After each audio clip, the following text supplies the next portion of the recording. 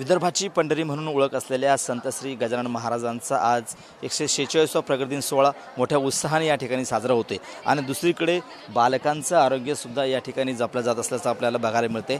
आज 3 मार्चला राष्ट्रीय पोलिओ दिन या ठिकाणी साजरा होतोय आणि या निमित्त जे 0 ते 5 वर्ष वयोगटातील लहान मुलं आहेत त्यांना या ठिकाणी पोलिओ डोस दिला जात असल्याचं आपल्याला बघायला मिळते। संपूर्ण राष्ट्रभर हा कार्यक्रम सुरू आहे। मात्र आज गजानन महाराजांच्या मंदिरामध्ये सुद्धा या ठिकाणी एक टेबल लावण्यात आलेला आहे। आरोग्य विभागाला या ठिकाणी जागा उपलब्ध करून देण्यात आलेली आहे आणि जे भाविक दूरदूरून या ठिकाणी दर्शनासाठी गजानन महाराजांच्या दर्शनासाठी या ठिकाणी येत आहेत त्या भाविकांसोबत जे लहान मुलं असतील त्यांना या ठिकाणी पोलिओ डोस दिला जात आहे।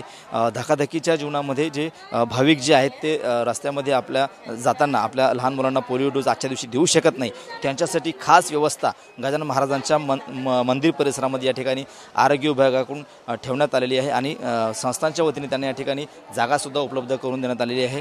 बालकांचं आरोग्यसुद्धा या ठिकाणी आध्यात्मिक आणि धार्मिकतेसोबत या ठिकाणी जपल्या जात असल्याचं आपल्याला बघायला मिळते।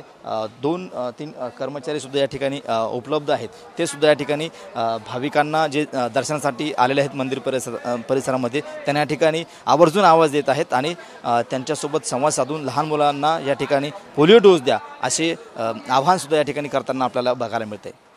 कॅमेरामन अनिकेत धातोंडेसह गणेश सोळंकी, TV9 मराठी, शेगाव, बुलढाणा।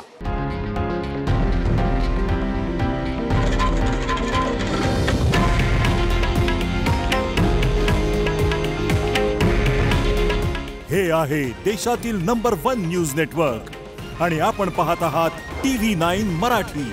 काळजी तुमची, हित महाराष्ट्राचं।